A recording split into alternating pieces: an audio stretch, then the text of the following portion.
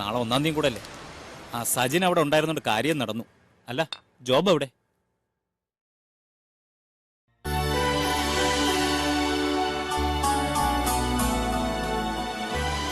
കുടിക്കാൻ പോവാ.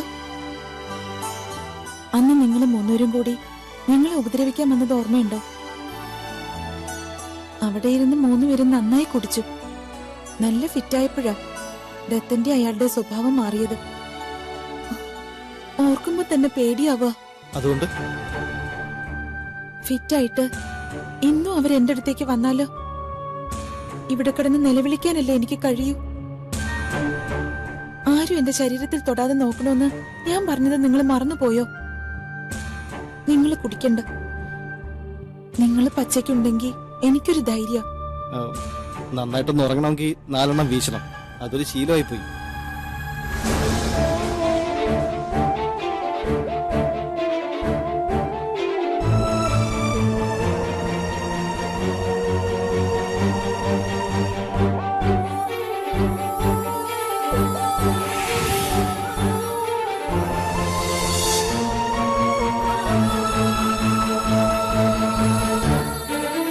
ദത്തനെ അയാളെയും പോലെയല്ല. നിങ്ങൾ എപ്പോഴും മയത്തിലെ പെരുമാറിയിട്ടുള്ളൂ.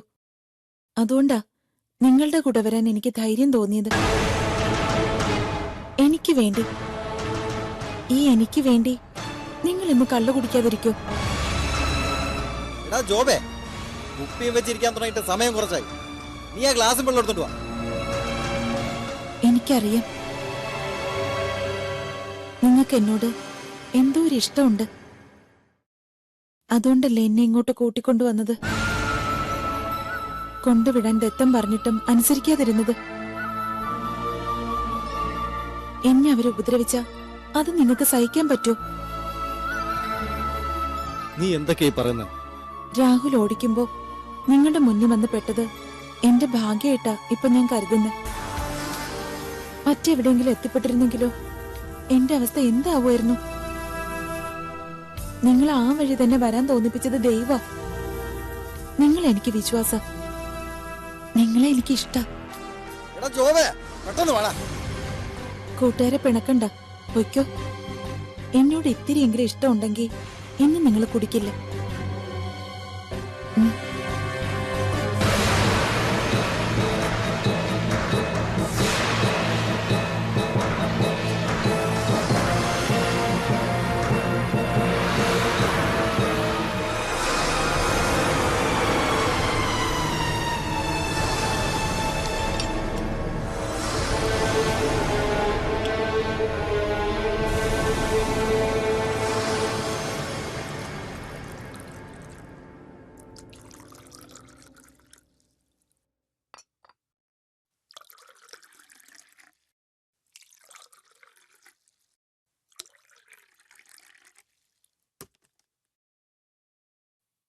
Cheers. Cheers.